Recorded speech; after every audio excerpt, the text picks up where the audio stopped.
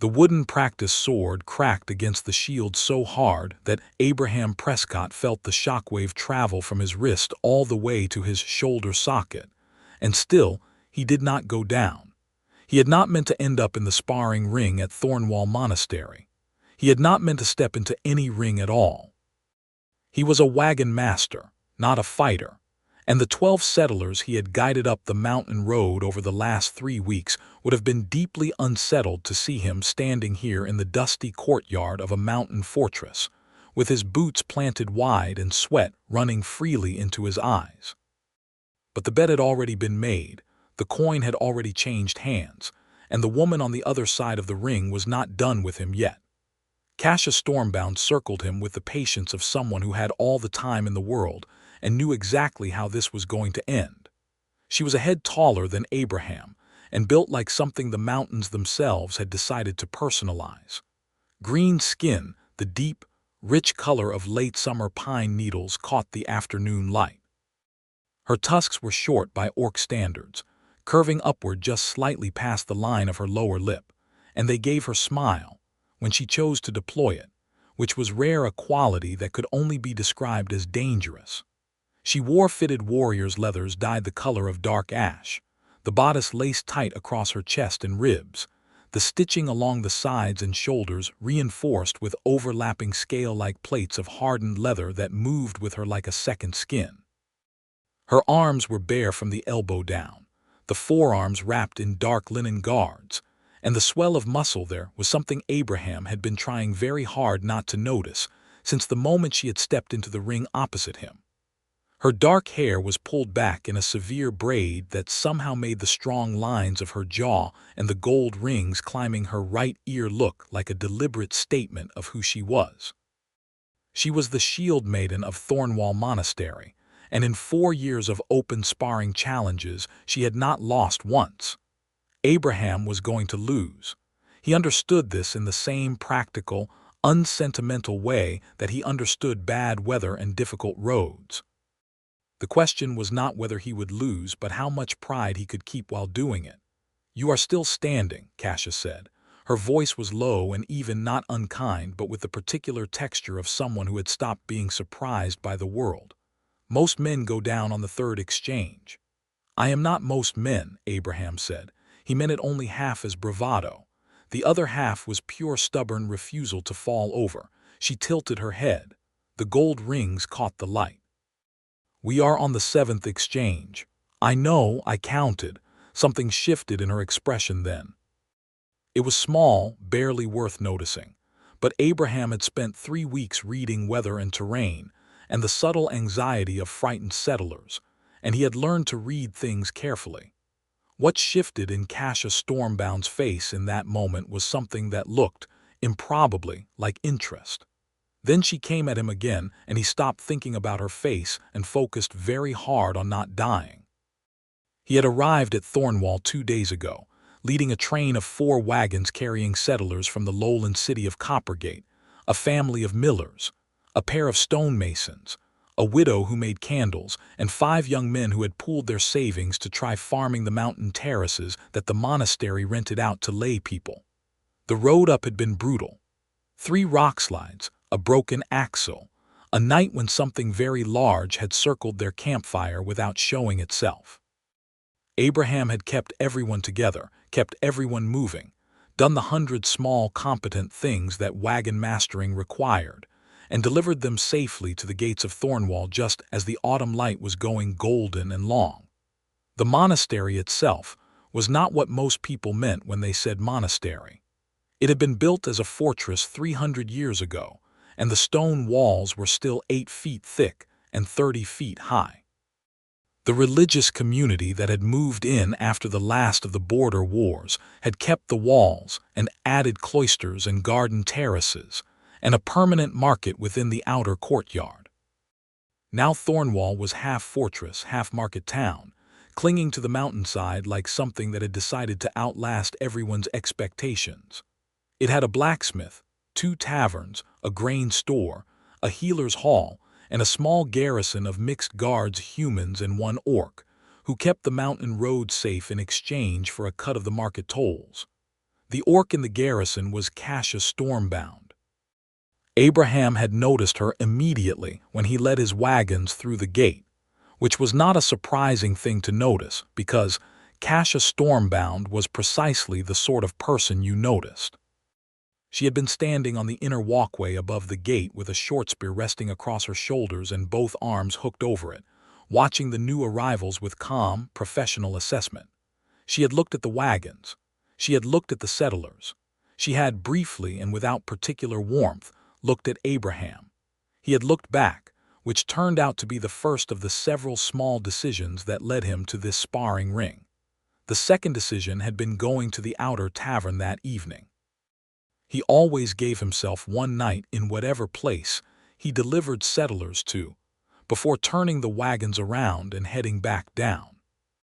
He had taken a corner table and ordered something hot and something with alcohol in it, and was minding his own business with great dedication when the trouble started. It started because of a man named Harwick, who was large and red-faced, and had strong opinions about orcs that he was not keeping to himself. Harwick was a merchant, or had been, before whatever bad investment had landed him in a mountain monastery tavern complaining loudly to anyone who would listen. He had been complaining about the garrison, specifically about the garrison's orc. Kasha had been at the bar. Not drinking, she was, Abraham would later learn, particular about her nights before duty rotations, but eating a bowl of soup with the focused efficiency of someone who had a lot of other things to do and was fitting this in between them. She did not react to Harwick. This was clearly a practiced skill. She ate her soup. She did not look at him. She might as well have been in a different building. But the settlers Abraham had just delivered were also in the tavern, and they were watching, and some of them were nodding along to Harwick, and something about that had sat poorly with Abraham in a way he could not quite articulate but did not try to argue himself out of. He had stood up and gone to the bar and sat down beside Kasha and ordered another drink, and when Harwick's voice climbed another register, Abraham had said, quite loudly and very deliberately, "Excuse me, could you quiet down a bit?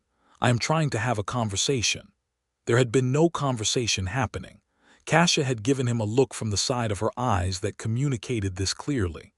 "I intend to start one," Abraham had told her, not to Harwick. She had looked at him for a long moment. Then she had said very dryly, "Wagon-master. How did you know that? Calluses, posture, way you came through the gate.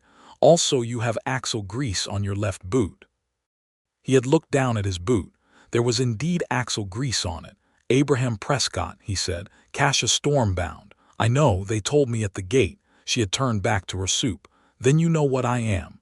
A garrison fighter and apparently a very good one." He paused. "They also told me you spar in the courtyard on training days and you have never lost." "That is accurate. They said no one has lasted 10 exchanges against you." "Also accurate." Abraham had wrapped his hands around his drink and stared at the wall for a moment. Later, he could not fully explain what had happened next. He was not a reckless man. He was a careful, practical, professional man who had built his reputation on getting people from one place to another without disaster. But Harwick was still talking, and the settlers were still nodding, and Kasha Stormbound was eating her soup with the contained dignity of someone who had decided long ago that the world was what it was, and she would simply be better than it. And something about all of that had made Abraham Prescott do something slightly unhinged. "I will last 10 exchanges against you," he had said. The soup spoon had stopped moving. "If I do," Abraham continued, because apparently he was committed now, "Harwick over there stops talking for the rest of the night. That is the wager. You impose it. You are garrison. You have the authority." Kasha had looked at him again, and this time the look was longer and more complicated than any look he had received in recent memory. "And if you do not last 10 exchanges," he had thought about it, "then I buy everyone in this tavern around and tell them all that you are the finest fighter on this mountain, which I suspect is true regardless." A silence. The gold rings in her ear had caught the firelight. And then for just a moment the edge of her mouth had curved in something that was almost, impossibly, a smile. "Tomorrow," she had said, "training hour, Come to the courtyard. So here he was. He had lasted 7 exchanges already. The wooden practice weapons were real enough to bruise and, at full force, to break bone if you were careless. Kasha had not been using full force. He understood that the way you understood a wolf is not truly running when it is trotting alongside you, but she had not been gentle either. She was testing something. He was not entirely sure what. On the 8th exchange, he managed to catch her overhead strike on his shield and shove sideways rather than back, which redirected the force instead of absorbing it, and for half a heartbeat, he had an opening along her left side. He did not have the speed or training to take it cleanly, but he tried. The wooden sword glanced off her leather armor. She stepped back. Her eyes went to the place where he had struck her. Then they went to him. "You know how to use the shield," she said. "I have been ambushed on the road twice in 4 years," he said, breathing harder than he would have liked. "Both times I was the one holding something between the settlers and the problem. You learn fast when the alternative is everyone dying." The courtyard had gathered an audience by this point. The monks kept to their business mostly, but the market people and the garrison and a good number of the settlers Abraham had just delivered were standing along the walls watching. And when the 8th exchange ended without Abraham flat on his back, a low murmur moved through the crowd like wind through wheat. Abraham heard one of the stonemasons, a broad-chested man named Wend, say something to his partner, and his partner laughed, and then Harwick's voice rose above the murmur saying something about it being shameful that the garrison let a circus act waste a fighter's time. Kasha heard it. Abraham saw the slight tightening around her eyes, there and gone. He found, somewhat to his own surprise, that he was angry about that. He rolled his shoulder, adjusted his grip on the practice shield, and said, "Are we done?" "We are on the 8th exchange," Kasha said. "You said 10. "I know what I said." She studied him for a moment. The wind off the mountain came through the courtyard and moved a loose strand of her dark hair across her cheek, and she did not reach up to move it. "Why?" she said. Her voice was quiet now, meant only for him. He understood the question. Not why was he still standing. She knew the answer to that. She had been calibrating her force to the fight from the start. The question was why he had issued the challenge at all. Why he had sat down beside her in the tavern. Why any of it. He thought about the way she had eaten her soup with that contained dignity. He thought about Harwick's voice and the settlers nodding. He thought about the fact that he had delivered 12 people to this mountain, and some of them had immediately joined a mob of quiet contempt for the woman keeping this place safe, and that had seemed to Abraham like something worth pushing back against. "Because you deserved someone in your corner," he said. Even for one evening, the courtyard was quiet, the wind moved. Kasha Stormbound looked at Abraham Prescott with an expression he could not read, and the gold rings caught the last of the afternoon sun, and then she raised her wooden sword and said, 9. He took the 9th exchange on his feet. He even gave ground slowly and deliberately instead of just being knocked around, and he managed to land another glancing strike before she ended it with a clean, disarming move that took the practice sword from his hand and left him stumbling 2 steps sideways. He caught his balance, looked up at her. 10, she said, and her voice had something in it that he was going to spend a long time thinking about. Harwick started to say something from the wall. Kasha turned toward the sound and said, in a voice built to carry across battle noise and apparently equally effective across a monastery courtyard, "Merchant, the garrison order is that disruptive parties be removed from common spaces after the evening bell. I will be watching for any infraction." She paused 1 measured beat. "I suggest you go find something useful to do with your time." The silence that followed was significant. Harwick went. The settlers who had been nodding along with him found other directions to look. And Abraham Prescott, battered and bruised and breathing hard, felt something warm open in the center of his chest like a door he had not known was closed.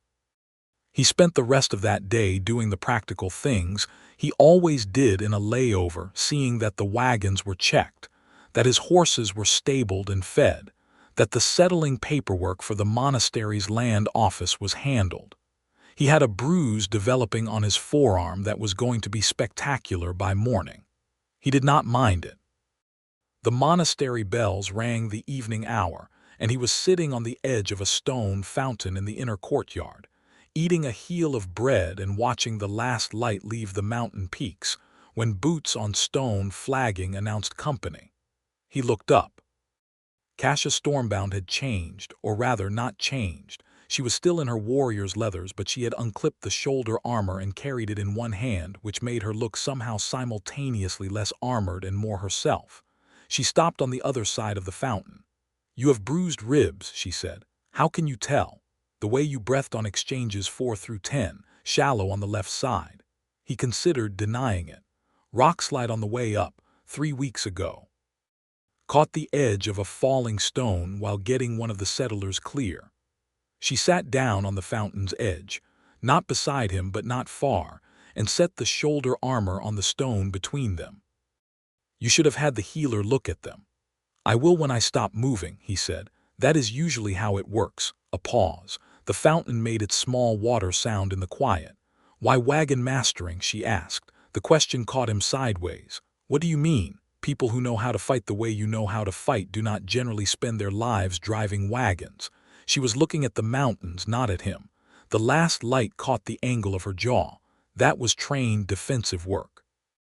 "The way you used the shield, the way you kept your feet." Abraham was quiet for a moment. "My father drove wagons, his father before him. I was good at the fighting part when they taught me, but I was better at reading terrain and keeping people moving. That is the harder skill, I think." "It is," she said without hesitation, and he had the sense she was speaking from a place of genuine knowledge. "Thornwall for 4 years," he said.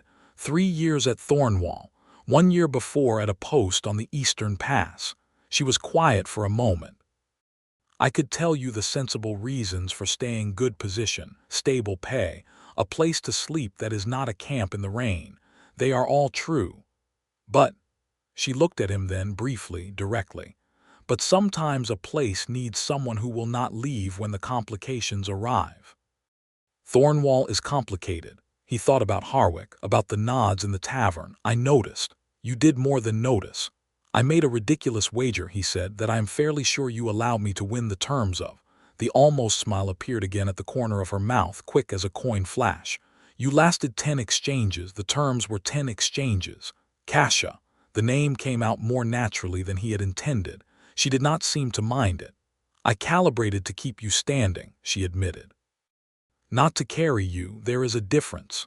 "Why?" She was quiet for long enough that he thought she might not answer. Then, "Because you sat down beside me when no one else would."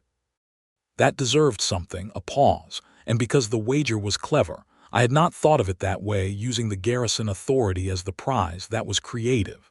Abraham considered his half-eaten heel of bread. The mountain peaks had gone dark purple and the first stars were appearing. "I head back down in 2 days," he said. "Back to Coppergate, then another group up in about 6 weeks. She nodded, as if this were information she was simply filing. "You are here when I come back," he said. It was not quite a question. "I am here," she said.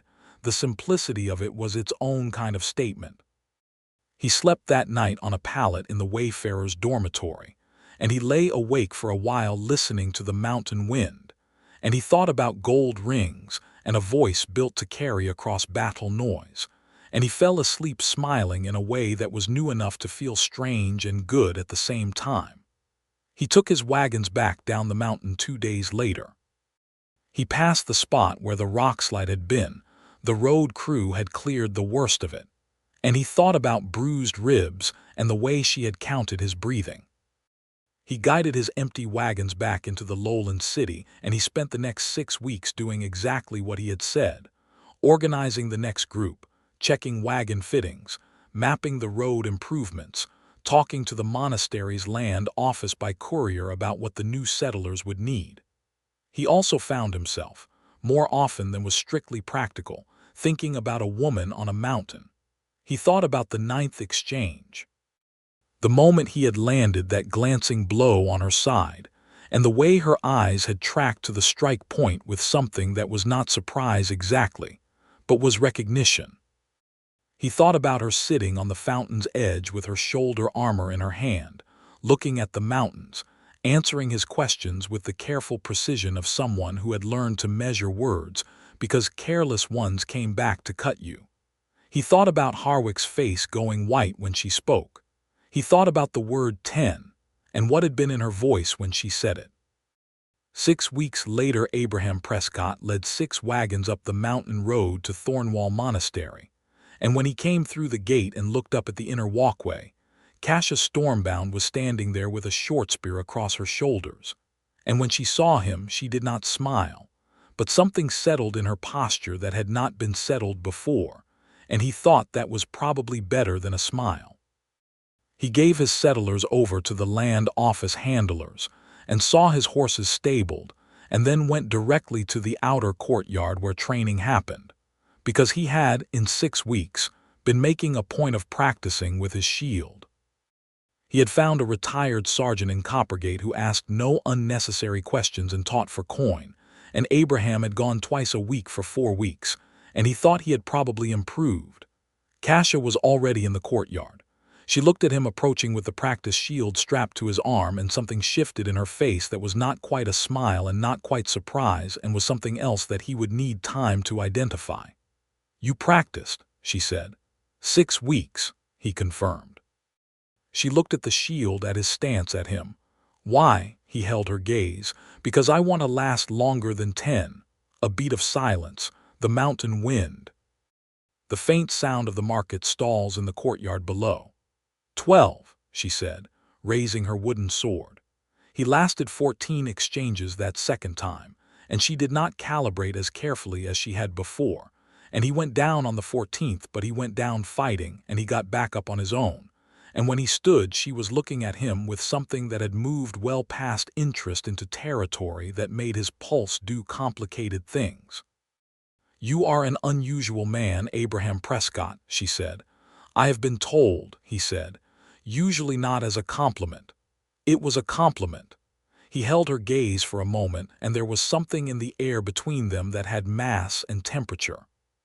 Then he said, because he was a practical man, and sometimes practical men could also be brave in small ways, "Then let me buy you dinner, not as a wager, just as dinner." She looked at him, the gold rings, the dark braid, the line of her jaw in the afternoon light. "Yes," she said simply. They ate at a table near the back of the inner tavern, which was smaller and quieter than the outer one, and served better food, and they talked for 3 hours, which was the longest Abraham could remember talking to anyone in years.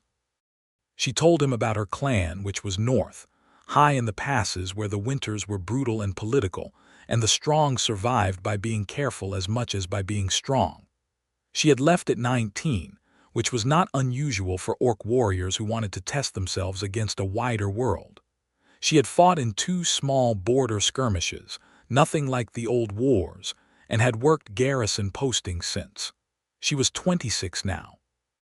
He told her about the wagon routes, about the families he moved, and the ones that stayed in his memory. The ones who had arrived at their new places and turned around to look at him with that particular expression of people who have arrived somewhere they were going to stay. He was 29.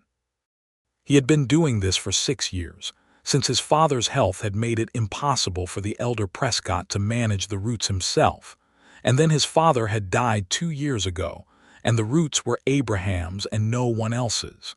He told her about the loneliness of it, which he had not told anyone before.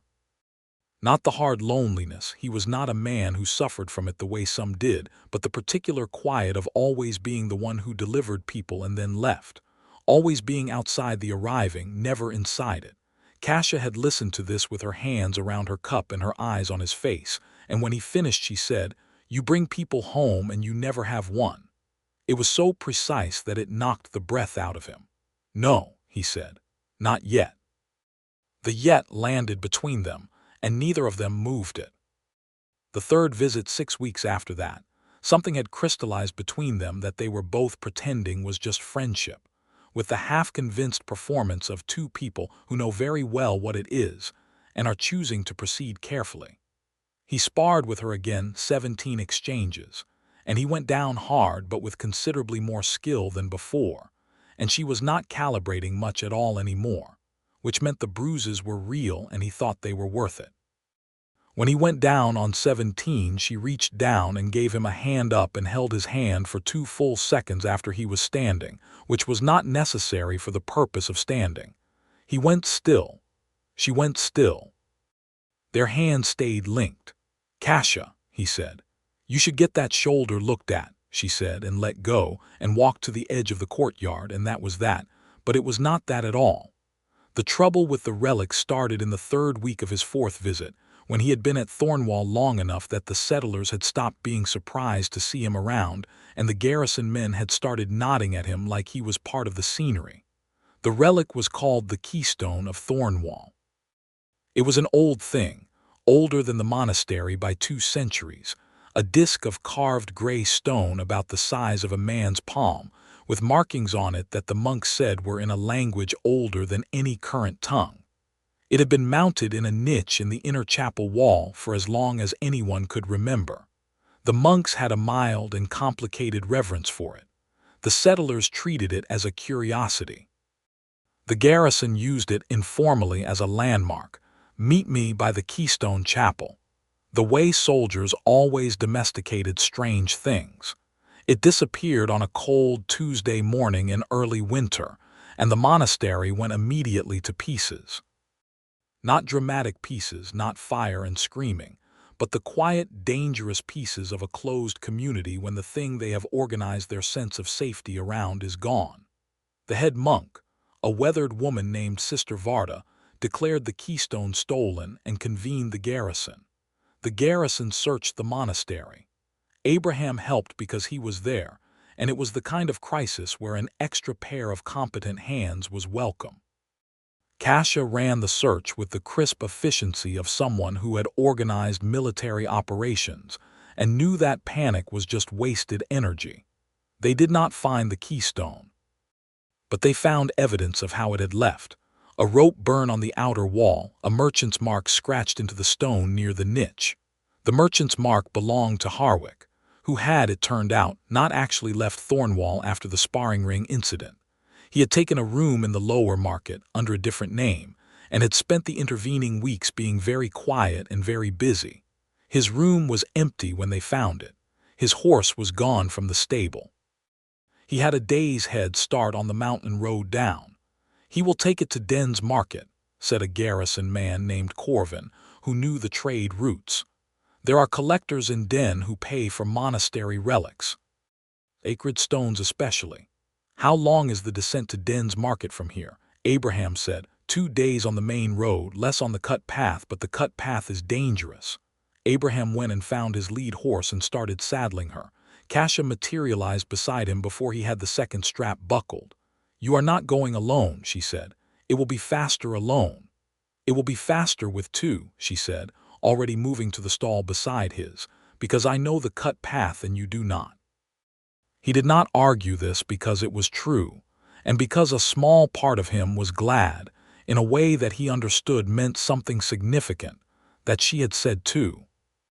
They rode out within the hour with Corvin's blessing and Sister Varda's explicit instruction that the keystone was to be returned without blood if possible, and Kasha's implicit but clear personal guarantee that blood would be on the table if it was not possible. The cut path was exactly as advertised. Narrow, steep, and littered with places where a wrong step meant a long fall. Abraham handled terrain professionally and his horse was steady, but he watched Kasha ahead of him and understood immediately why she had said she knew this path and he did not. She moved through it without hesitation, picking footing by some combination of experience and instinct that made him think she had taken this path before and more than once. In a brief flat stretch where the path widened enough to ride side by side, she told him she had taken it 3 times, twice in pursuit of road bandits, once scouting. "The monastery knows this path but keeps it unofficial," she said. "Too dangerous for regular use, useful for emergencies. Like now. Like now." They did not talk much after that because the path required attention, but there was a version of talking that was not words. The way she looked back at him at the difficult sections to confirm he was managing. The way he followed her line precisely enough that she did not have to slow down. The shared understanding of two people who were good at their respective skills and had recognized that in each other. They camped that night on a shelf of rock above the tree line, with a small fire between them and the mountain wind making its long cold sound in the dark. Kasha sat across from him with a tin cup of water and her short spear propped against the rock beside her, and Abraham sat with his back to the stone face and thought about how strange and complete this felt, this specific configuration of fire and dark in one other person. "Can I ask you something?" he said. "You generally do anyway." "Why do you stay?" he said. "Thornwall, the merchants who talk past you, the travelers who bring men like Harwick with them. You could find a better post." She was quiet for a moment, looking into the fire. "Sister Varda," she said finally. "When I came to Thornwall the first time looking for garrison work, she opened the gate herself and shook my hand." Not a guard's handshake, both hands, the way old mountain people greet someone they respect. She paused. "She did not know me. I had nothing to recommend me but my history and my word. She let me in anyway." Another pause. "You do not find many Sister Vardas in the world." Abraham thought about his settlers, about the families he had watched step off wagons into their new lives, about Sister Varda opening the gate. "No," he said. "You do not." Kasha looked at him across the fire. The light was orange on her face, soft and strange, and her eyes were dark and steady. "You stay for the same reason," she said. "Not Thornwall, your roots, your wagons. You keep going back because of the Sister Vardas, the ones who need someone to bring them somewhere they can finally stop." He had no answer for that because it was exactly true. They looked at each other across the fire for a moment that stretched and held, and then Kasha said, very quietly, "Get some sleep." "We ride early," and turned to bank the fire, and Abraham lay back against his pack and stared at the stars and thought about firelight and precision, and the specific weight of being truly seen by another person. They came into Den's market at mid-morning of the second day, riding down the final slope into a town that smelled of tallow candles and horse and the distinctive sharp sweetness of the river trade. Den's market was a bigger settlement than Thornwall, no walls, but a permanent cluster of buildings around a trading square, with the covered market stalls running in long rows, and the collector's quarter at the northern end where serious business happened behind closed doors. Harwick was not hard to find. He was not a careful man. He was at the third collector's hall they checked, and he was in the middle of a transaction when they walked through the door, and the look on his face when he saw Kasha Stormbound folding her considerable frame through the doorway was something Abraham thought he might remember for the rest of his life. The collector was a small, sharp-eyed man named Peltz, who had the look of someone who had been buying questionable goods for long enough that he had stopped questioning them. He looked at Kasha and then at Abraham and then at Harwick with the expression of a man rapidly calculating how much trouble his morning had just become. "Garrison business," Kasha said. Her voice filled the room the way her voice always filled rooms, without effort or performance, simply because she was built for projection and had learned to use it. "The stone on the table is monastery property. We will be taking it back." Harwick, who had apparently had enough time since the sparring yard incident to rebuild some of his courage, tried to talk his way out of it. He had a story. He had purchased the stone legitimately. He had no knowledge of its origin. Peltz was his witness that the transaction had been clean. Peltz did not look particularly inclined to be a witness to anything, but Harwick kept talking, and the story got elaborate, and then two of Harwick's hired men materialized from the back room, which was when things became seriously complicated. They were not inside Peltz Hall any more 3 minutes after the hired men appeared. Kasha had assessed the room, assessed the men, and made a decision that Abraham followed by instinct. Get the keystone and get out in that order. Fight only what you have to fight to do those two things. She moved through Harwick's men with the focused efficiency of someone doing a task, not performing a battle, a shoulder throw that put the larger one down, a leg sweep for the second, both executed so cleanly that Abraham, who was covering the door with his hand on his blade, did not have to draw at all. She collected the keystone from the table with her free hand, while the men were still deciding whether to get back up, and walked through the door that Abraham held open, and they were on their horses and moving before Harwick finished shouting. They were 2 streets away before Harwick and his men had organized a pursuit, and by then Kasha had turned them onto the river road, where the traffic was thick enough that a chase would have been conspicuous and stupid. Harwick was many things, but he was not stupid enough to chase a garrison Shieldmaiden through a crowded market town in broad daylight. They rode without stopping until the market was well behind them. Then Abraham let out a breath he had apparently been holding for the last 15 minutes, and Kasha looked sideways at him and said, "Door." "What?" "Holding the door. That was the right call. You read the room." He processed this. "Was that a compliment?" "Yes." He thought about it. "Thank you. You are welcome."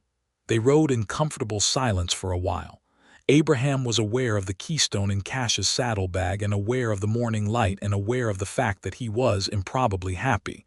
Road and problem and resolution and the right company. He was very familiar with the first 3. The last was new.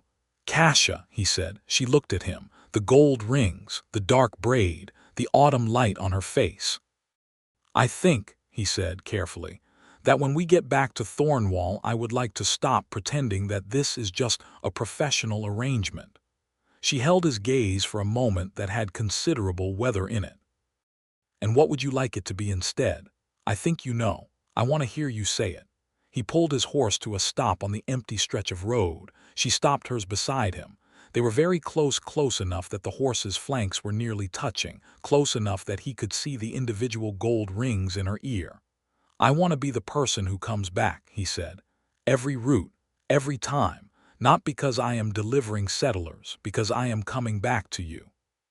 Kasha Stormbound looked at Abraham Prescott on a mountain road in the autumn light, and what happened in her face was not small.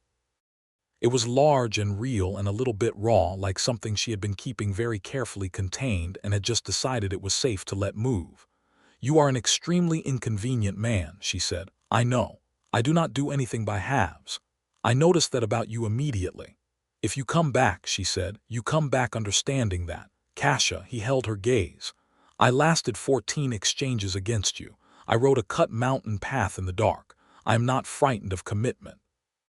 The almost smile broke into something real and wide and rare and absolutely devastating. And before he had fully processed that it had happened, she leaned across from her horse and took his face in one broad hand and kissed him, which was not how he had imagined it going, but was so much better than anything he had imagined that he decided on the spot that he had always known it would happen exactly this way. Her hand was warm and strong, and she kissed him the way she did everything with complete conviction and without any uncertainty at all. And he kissed her back with equal conviction, and the horses were patient, and the mountain road was empty, and the autumn light was gold everywhere. When she pulled back, she was watching him with those steady dark eyes and the real smile still at the corner of her mouth. "You are going to make everything complicated," she said. "Yes," he said. "Probably." "Good," she said, and turned her horse back toward Thornwall. They were back at the monastery by evening of the following day, and the return of the keystone caused a small celebration, which was not something Abraham had expected, and which Kasha clearly had, because she navigated it with the particular combination of grace and impatience of someone who has been through monastery celebrations before and knows how long they go. Sister Varda clasped the stone to her chest and looked at them both with an expression of such genuine relief that it went past gratitude into something more like love, and she took both of Kasha's hands in hers and said, "You always bring things home safe." And the look on Kasha's face at those words was something Abraham filed away in the part of himself reserved for the things that mattered most. Harwick, it turned out, had made the mistake of returning to Thornwall to claim innocence, and found himself instead claimed by the monastery's judicial process, which had Sister Varda at its head, and therefore went rather badly for Harwick. He was fined, forbidden from the monastery and all its adjacent trade routes, and escorted off the mountain by 2 garrison men who had long memories and professional opinions about merchants who made their colleagues' jobs difficult. Kasha watched his departure from the inner wall with the calm satisfaction of someone removing a splinter. Abraham stood beside her. Their shoulders were not quite touching. "Satisfied?" he asked. "Professionally," she said. "Yes." "And personally?" She turned to look at him. "I am standing here watching a problem I should have resolved months ago finally resolve itself," she said. "I am also standing next to a wagon-master who has developed an improbable skill with a shield and keeps coming back to my mountain." She paused. "Personally, I am considerably better than satisfied." He let the warmth of that settle into him. "I have to head back to Coppergate in 2 days," he said. "Another group to organize." "I know. I will be back in 6 weeks." "I know that too." He looked at her profile against the mountain sky, the clean, strong line of her, the gold rings catching the last light, and thought about dinner and sparring and a campfire on a rock shelf and a road in autumn light. "Will you show me the east terraces before I go?" he said. "The ones the monastery farms." She looked at him with something warm and considering in her eyes. "Why?" "Because I am going to spend 6 weeks thinking about this place," he said simply, "and I want more of it in my head." She was quiet for a moment. Then, "After the evening bell," she said. "I have patrol until then." He nodded and went to see to his horses and did not try to manage the degree to which he was smiling. The east terraces in the last of the autumn evening were extraordinary broad shelves cut into the mountainside by generations of work, now lying fallow for winter, but with the hazy golden quality that fallow fields take on when the light is long and low. They walked along the upper terrace path with the monastery lights coming up behind them, and the valley spread out below in the dark and the first stars overhead. And it was the kind of walk that does not require a destination, because being in motion together is enough. Kasha told him about the terraces, which crops grew where, which families farmed which sections, the complicated politics of water rights on a mountainside. She told it in the way she told everything, with the precise engagement of someone who had paid attention and thought it worth knowing, and Abraham listened with the genuine absorption of a man who had spent 6 years learning that knowledge was the only reliable armor, and felt the specific pleasure of another person's expertise landing somewhere in him and settling. He stopped walking at the turn of the terrace where the view opened widest. She stopped beside him. Their arms were close. He could feel the warmth of her in the cooling evening air. "Can I ask about the clan?" he said. She was quiet for a moment. "What specifically?" "Whether they would weather you," he stopped. Organized himself. "Among your people, what does it mean when someone chooses?" She looked at him sidelong, and in the dark he could see the quality of her attention. "Orcs do not ask permission of their families the way humans often do," she said carefully. "When an orc woman claims someone as hers, she claims them. The family accepts it or they lose her. That is how it works." "And your family?" "My mother died when I was 12. My father is old and north, and thinks I am doing well for myself." The ghost of a smile. "He would say that any man who can last 14 exchanges against me is either very brave or very foolish, and that both of those qualities are fine ones." Abraham considered this. The stars were coming in thick now, the mountain dark around them, the terrace path lit only by the distant monastery lights. "What about 21 exchanges?" he said. She turned to look at him fully. "What?" "I have been counting," he said.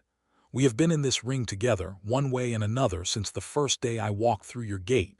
Every conversation, every dinner, every campfire, every road. I have been making a case, and you have been listening to it. And I think at this point the exchanges are 21 and neither of us has gone down." He paused. "I am not going to go down, Kasha. I want you to know that." The look on her face in the mountain dark was one of the most beautiful things he had ever seen in his life. It was not soft. Kasha Stormbound was not a soft woman, but it was open in a way that he understood was not easy for her and was therefore worth more than softness. She reached out and took his hand. Her grip was very warm, very real, very certain. 21, she said quietly, and still standing. Still standing. She brought his hand up and pressed it flat against her sternum over her heart, which was a gesture he later learned was an orc-claiming gesture, deliberate, old, unmistakable in its meaning, and looked at him with steady dark eyes. "Then you are mine," she said. "And I am yours, and that is how it is." He put his other hand over hers where it held his.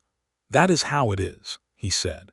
She kissed him on the mountain terrace in the dark, with the valley spread out below them and the stars overhead, and no one watching and nothing performing. And this time it was slower than the road had been, and deeper, and Abraham felt it in the way you feel things that are going to rearrange the geography of your life. Winter came on fast in the mountains, and Abraham made 2 more runs up before the road became impractical for heavy wagons. He stayed longer each time. The settlers had begun to treat him as a semi-permanent fixture, which was strange and good. The garrison men had, somewhere along the way, simply incorporated him into their casual awareness, the way communities absorb people who keep showing up and are useful. He ate dinner with Kasha every evening he was at Thornwall. He sparred with her in the mornings, not on formal training days, just the 2 of them, and the exchanges had climbed to 30 before she put a deliberate end to counting them, which she said was because it had become absurd, and which Abraham suspected was because she had started to genuinely enjoy being pushed and did not want the enjoyment to be quantified. He helped with repairs to the outer market stalls one week when a winter storm had taken down 2 sections of roof, which earned him the permanent goodwill of the market traders and a nickname, the Wagon Man, that was meant affectionately and which he bore with equanimity. He and Kasha took evening walks on the terraces. They talked until late in the inner tavern, and the quality of their talking had become the kind that does not need to cover new ground constantly, but can circle back and go deeper, finding new rooms in the same house. She told him more about her clan, about the North, about the things she had believed at 19 that she no longer believed, and the things she had not believed at 19 that had turned out to be true. He told her about his father and the roots and the particular way loss could make you careful in unhelpful ways. She was careful with him in the way powerful people are sometimes careful with smaller things, not because they think those things are fragile, but because they have learned that their own strength can be too much and have decided to manage it. He noticed this, and one evening he said so, sitting across from her in the inner tavern with the fire going and the wind outside and the particular warmth of the room at its best. "I am not as breakable as you think," he said. She looked at him over her cup. "I do not think you are breakable," she said. "You calibrate." She was quiet. "The way you calibrated the sparring when I first came," he said. "You are still doing it sometimes, with me, managing yourself." He held her gaze. "I do not need you to manage yourself with me." A long pause. The fire crackled. Outside, the mountain wind did its long cold sweep. "Old habit," she said finally. "I know, I am not criticizing it.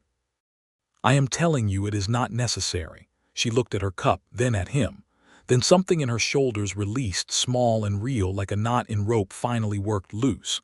"My last posting," she said, "before Thornwall, I broke a man's shoulder in sparring. He was a veteran, good fighter, asked for full contact. I misjudged. He was out of action for 4 months. "That is not the same," Abraham said. "I know that," she said. "Knowing does not always fix the habit." He reached across the table and covered her hand with his. "Then let me help fix it," he said. "That is what I am here for." She turned her hand over and closed her fingers around his, and they sat that way for a while, and Abraham thought that there were versions of bravery that had nothing to do with sparring rings or mountain roads, and that this was one of them. The real trouble did not arrive until the deep of winter, and it arrived in the form of a courier from the north. The courier came in on a gray morning with icy rain turning the courtyard to mud, and he carried a sealed document with the mark of the Orc Council of the Northern Passes. Abraham was in the outer stable seeing to a horse with a sore foreleg when Kasha came to find him, and the quality of her movement told him immediately that something had gone wrong. "There is a summons," she said. She was holding the opened letter, and her voice had the contained flatness she used when she was dealing with something she did not want to show. "The council is convening in the spring. There is a land dispute on the northern border human settlers and Orc clan land. They want fighters of standing to attend as witnesses and as garrison representatives." She paused. "They specifically name me." Abraham straightened up from the horse's foreleg. And there is a condition." She looked at the letter rather than at him. "Any Orc representative attending the council must come within the terms of their clan's status. I left my clan under independent standing warriors' right. The council has been petitioned by my birth clan's new chief to reclassify my status." She stopped. "What does that mean?" "It means," she said, very carefully, "that if I attend without fulfilling the clan status requirement, my independent standing is forfeit and I fall under clan jurisdiction again. Which means the new chief has authority over where I post and what contracts I keep." Abraham looked at her. "And the clan status requirement is," she met his eyes, "that I attend either with clan documentation of independent standing, which takes 6 months to refile under new regulations which I do not have, or—" She stopped again. "Or," he said gently, "or as part of a recognized bonding, a formal claiming witnessed and filed, an Orc claiming with a partner present." Her jaw was set. "It is an old rule. Most of the time it is irrelevant. The new chief filed the petition specifically because he knows it puts me in an impossible position. He wants my garrison contract back under clan authority." She folded the letter. "He has been making moves toward the Thornwall contract for 2 years. Abraham was quiet for a moment. He understood the shape of what she was describing: political trap, time pressure, a rule weaponized by someone with an agenda. He also understood something else, which was that she had come to tell him this, which meant she had come to him with the thing, and that meant something. "The bonding," he said carefully. "The formal claiming. That is, it would be binding, not a performance." She looked at him directly. "Among my people it is entirely binding. It is not something done in performance." A pause, and her voice was quieter. "I would not ask it of you. I am telling you the situation because you have a right to know what I am facing." "Kasha." "Abraham, stop." He waited until she met his eyes. "How long have you and I been doing this? Whatever this is that we have been doing." 6 months, she said. 6 months, he agreed. "And in that time I have gone back to Coppergate 6 times, and every time I turned my wagons around and came back up. Not for the settlers, for you." He held her gaze. "You told me on the terrace that when an Orc woman claims someone, the family accepts it or loses her. You said that is how it works." "That is for when the Orc woman makes the choice freely," she said, "not under political pressure. Are you telling me you would not make this choice freely, without the letter?" The silence that followed was very serious. She looked at him with the full weight of her attention, those steady dark eyes finding something in his face and taking stock of it. "No," she said finally quietly, "I'm not telling you that." "Then the letter is just timing," he said, "and timing is something I manage professionally." Her jaw worked. Something behind her eyes was doing something complicated and real. "You are not afraid of this," she said, and it was not quite a question. "Of being claimed by you." He felt the smile before it arrived. "Kasha, I have been hoping for exactly that since somewhere around exchange number 9. The complicated thing behind her eyes broke open, and what came through was raw and warm and honest in a way that he had never seen in another person's face directed at him. And he thought that this was it. This precise moment was the thing he had not known to want but recognized completely when it arrived. She stepped forward and he stepped forward, and she put both hands on his face the way she had on the road. But this time there was nothing held back in it, and she kissed him with the full force of everything she had been managing carefully for 6 months, and he kissed her back with everything he had, and the icy rain fell in the mountain courtyard, and neither of them noticed it at all. The planning for the council journey took 3 weeks and was complicated by weather. road conditions, and Sister Varda's intense involvement in the logistics, which was slightly unexpected, but in retrospect entirely consistent with who Sister Varda was.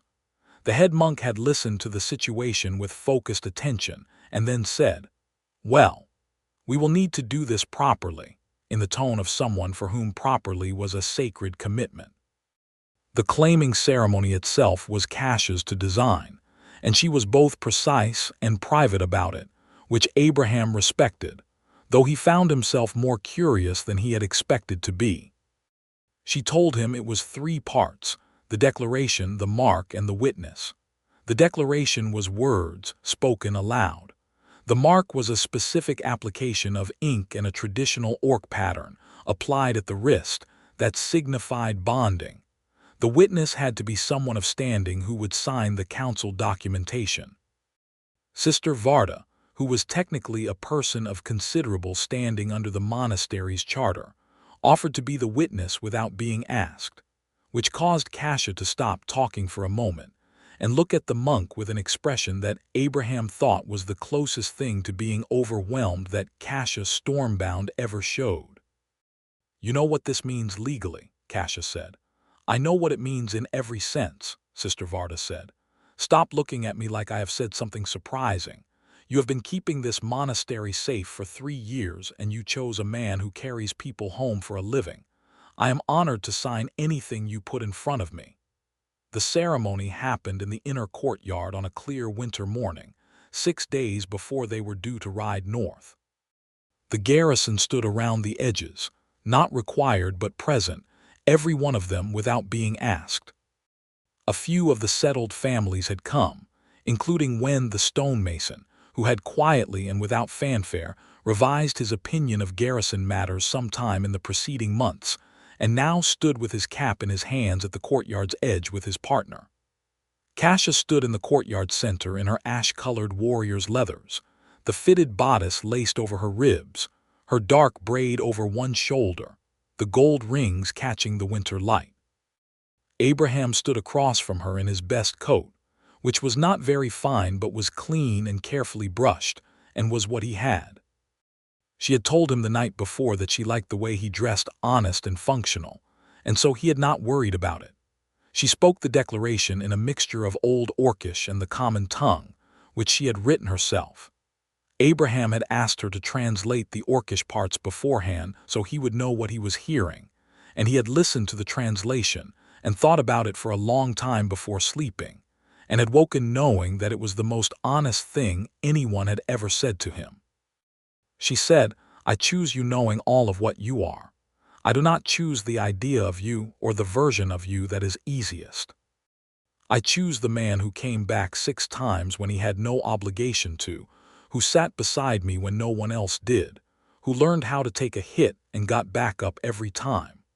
I choose the man who is my equal in every way that counts, which is not the same as every way there is. I claim you as mine, and I offer myself as yours, and I do not do this in halves." She applied the wrist mark herself, traditional orc bonding ink, dark blue-black. In a pattern, she said, was her clan's original line adapted with elements from Thornwall's stone carvings, which was her way of saying this is both of where I am from. It did not hurt much, and when it was done it was genuinely beautiful against his wrist, and he looked at it for a long moment. Then Abraham said what he had prepared, which was not in Old Orcish because he did not speak it, but which was his own and therefore right. He said, "I have spent 6 years bringing people to where they were going and then turning around. I did not know what I was turning away from until I drove through your gate and you were standing on that wall and looked at me like you were deciding something. You have decided things your whole life fast, certain, without apology, and I have admired that from the first moment, and I admire it more every day. I am not the man who will ever protect you from the world, because you protect yourself better than anyone I have ever met. But I am the man who will stand beside you and hold the door and count the exchanges and come back up every time I go down. I am yours. I have been for a while, I think. I am glad it is official." The garrison laughed at the last line warmly, and Kasha looked at him with those dark eyes and that real smile the full one, the rare one, and reached out and took his hands in hers. Sister Varda signed the documentation with a steady hand and said, "Done." With the satisfaction of someone completing a task they were very pleased to have been part of. Kasha pulled Abraham forward by their joined hands and kissed him in the courtyard with the garrison watching, and the winter light very clear and bright. And someone clapped, and then everyone was clapping, and Abraham thought that he had never in his life felt so specifically, precisely where he was supposed to be. The ride north to the council took 9 days, and was its own kind of adventure. Mountain passes in the deep winter, cold that bit through all but the best gear, roads that were navigable but required respect. They rode with Corvin for garrison documentation, and a young monk named Lev who was traveling to a library. It was good company. The nights were cold and the fire was necessary, and it was the best 9 days Abraham could remember. He slept with Kasha's warmth at his back and the stars overhead, and thought sometimes about the first morning in the sparring ring, and the way she had said, "You are still standing," with that careful neutral interest that was already something more. He thought about 14 exchanges and the campfire and the road in autumn light. He thought about her voice when she had said 21, standing on the terrace in the dark. He reached back and found her hand in the dark, and she closed her fingers around his without waking fully, the way people do when the habit of each other is already deep. The council convened in a long hall built into the side of a granite cliff, torchlit and warm from the press of bodies and the central fire trench that ran the hall's length. There were orc representatives from 7 clans and human representatives from 4 border settlements, and the disputes were real and complicated, and took 2 full days of argument to untangle. Kasha testified on her own behalf and on behalf of the Thornwall garrison, with the crisp authority of someone who had been doing her job well for years, and had the documentation to prove it. The new chief from her birth clan, a broad man named Dirk who clearly had expected either absence or capitulation, was presented with council-accepted bonding documentation and Sister Varda's witness signature, and the full weight of Kasha's independent standing reinstated under the bonding provision. Abraham sat in the witness gallery during her testimony. He watched her stand in the hall center and address the council with complete composure, in a room full of people, some of whom were actively hostile to her position, and he thought that he had never in his life been so purely proud of another person. Dirk tried one final gambit. He challenged the bonding documentation as expedient, filed under political pressure. It was not a stupid argument. It had enough surface logic to cause a murmur in the hall. Kasha looked at Dirk across the hall with an expression that was perfectly calm and said, "The wagons from Coppergate run 6 times before the snow closed the road. Abraham Prescott turned them around and came back up this mountain 6 times. He did this before there was any document to file and before I had asked him to. You are welcome to call the man who runs wagons across a mountain road all winter a political convenience. I suggest you look him in the eye when you say it." The silence in the hall was very full. Dirk did not look Abraham in the eye. The claim was upheld. Kasha's independent standing was confirmed. The garrison contract was unambiguously hers. Abraham waited for her outside the hall in the cold, and when she came out she was very composed and very tired in the way that composure costs, and he opened his arms and she walked into them and he held her, solid and warm and present. 6 times, she said into his shoulder. 6 times, he confirmed. She held on for a moment, just a moment. Then she straightened and pulled back and looked at him, and there was something in her face that was so open and so hers that he felt it in his sternum. "Let us go home," she said. They rode back to Thornwall in 10 days with Corvin and young Lev, and the particular warmth of people who have dealt with something difficult and come out the other side intact.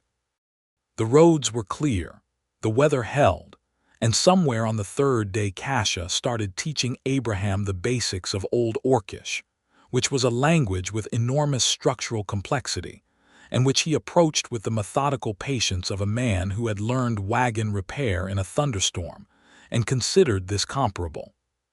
She found his attempts endearing in a way she expressed by pretending not to find them endearing, which he had identified as one of her characteristic methods and which delighted him.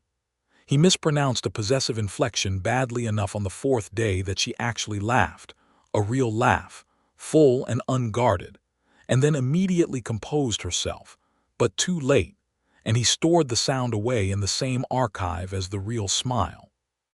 They came back through the monastery gate on an afternoon in late winter when the first suggestion of spring was in the air. Not warmth yet, just a quality in the light that promised warmth was coming. Thornwall was going about its business, market stalls open, garrison on rotation, a delivery cart unloading near the grain store. Sister Varda was standing in the inner courtyard as if she had been standing there since they left, which was not true but was consistent with how Sister Varda operated. "Well," she said. "Resolved," Kasha said. "Independent standing confirmed. The contract is upheld." Sister Varda looked at them both with the expression of someone whose satisfaction is so complete it has gone past showing. "Good," she said. "Come inside. It is cold and dinner is ready." They ate at the long table in the inner hall with the monks and the garrison and the settled families, who had become the community of Thornwall over the months, and the candles were lit, and the fire was going, and the food was simple and hot, and Abraham sat beside Kasha with their arms touching and listened to the voices around them and thought about what it was to arrive somewhere and stay. He had driven wagons his whole adult life. He had arrived at 100 places and turned around and left, and he had been good at the leaving because he had been good at separating the place from himself. He looked at the long table and the candlelight and the woman beside him, her dark braid over one shoulder, the gold rings, the line of her jaw, the bonding mark visible at her wrist when she reached for her cup, and he knew with the completeness of something that had always been true, but needed the right moment to become visible, that he had stopped being good at the leaving the first time he came through this gate. He was not going to leave this time. He had already spoken to the land office. There was a route that could operate from a base at Thornwall, shorter runs, down the mountain and back rather than all the way to Coppergate. Less money for a while. Workable. He had some savings. Kasha's garrison salary was steady. These were the practical logistics, and he was a practical man, and he had spent the 9 days riding to the council working them out. After dinner, when the hall was quieter and the fire had settled to embers and most people had gone to their beds, he sat with Kasha at the end of the table with cups of warm wine and told her. She listened without interrupting, which was her way. When he finished, she was quiet for a moment, looking at the embers. "The Coppergate runs are your income," she said. "Some of it. The mountain route from here covers the difference. Abraham," he met her eyes, "I know what I am giving up. I want you to know that I did not." "Kasha," he held her gaze, "stop. This is not for the document. This is not because of the council or the claim or any of it. I have been thinking about this since before the letter arrived. I want a home." He paused. "I want this to be it." She looked at him for a long moment with the full weight of her attention, and he sat with it the way he had learned to sit with her attention, which was something you had to choose not to flinch from because it saw everything. 21 exchanges, she said quietly. "And not one of them I would undo," he said. She reached across the table and took his wrist, the one with the bonding mark, and ran her thumb across it gently. The firelight was low and warm. The hall was quiet. Outside, the mountain wind was doing its long sweep around the walls, but the walls held as they had always held. "Stay," she said, the simplest word, everything in it. "I am staying," he said. The first real spring day came 3 weeks later. The kind of day that arrives suddenly on mountains, sharp and clear and bright after the long gray of winter, with the first green beginning on the lower terraces and the market stalls open wide, and the sound of the monastery bells carrying clean and far in the thin air. Abraham was on the outer wall walk, leaning on the parapet and looking at the valley below, where the road from Coppergate was visible in the distance, a pale line through the dark of the waking lowland. He heard her boots on the walkway and did not turn around because he always knew her step now, had learned it the way you learn the particular sound of a door in your own house.